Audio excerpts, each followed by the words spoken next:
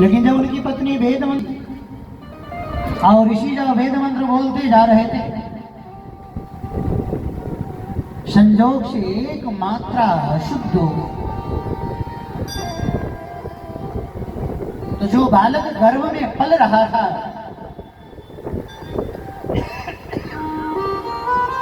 उसने कहा, पिताजी आप अशुद्ध मंत्र बोल रहे हैं।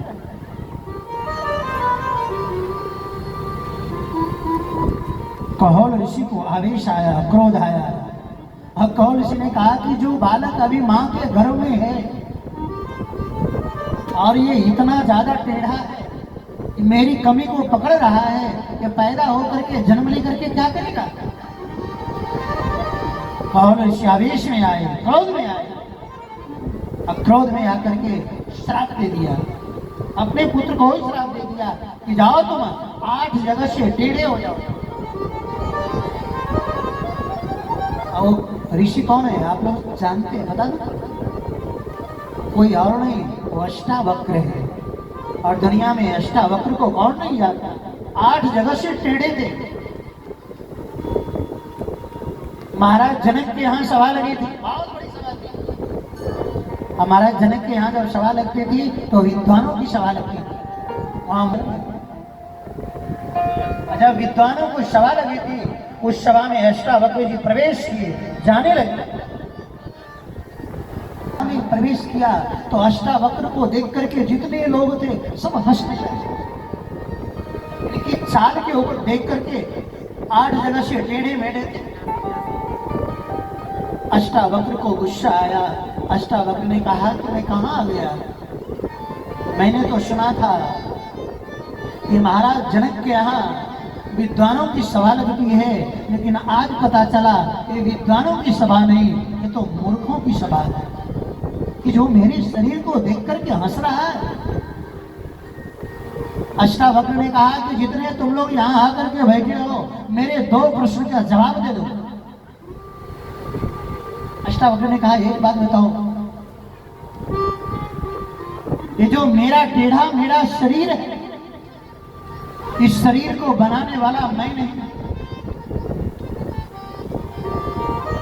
और जिसने इस शरीर को बनाया है उससे तुम ज्यादा विद्वान और ज्यादा समझदार हो नहीं सकते। महाराज जनक की पूरी सभा सन्न पड़ गई। ऐसे जो शब्द भी नहीं आ रहा था।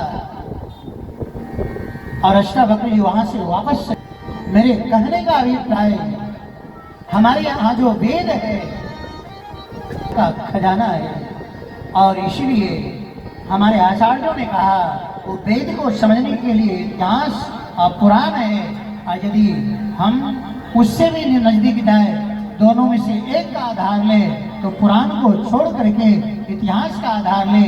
और इतिहास में भी महाभारत और रामायण 2 ग्रंथ है, तो उसमें भी महाभारत को छोड़ करके रामायण का आश्रय। इसलिए गोस्वामी तुलसीदास जी महाराज का जो रामचरितमानस है, महाराज श्री डोंगरे जी ने कहा करते थे, और कुछ मत करिए, अपने घर में रामायण रखिए, गीता रखिए, भागवत रखिए, भले भी अंगूठा छाप हो। सुबह में स्नान करके आइए, 2 अगरबत्ती जला लीजिए, और अगरबत्ती जला करके आरती कर लीजिए, और 7 बार परिक्रमा कर लीजिए, तो 7 तीर्थों के परिक्रमा करने का फल आपको घर बैठे मिलेगा। ये महाराज श्री डोंगरे जी का वाक्य है। स्वामी विवेकानंद जी कहा करते थे, जिस शहर में, जिस नगर में, जिस गांव में, जिस घर में सुख और शांति चाहिए, रामायण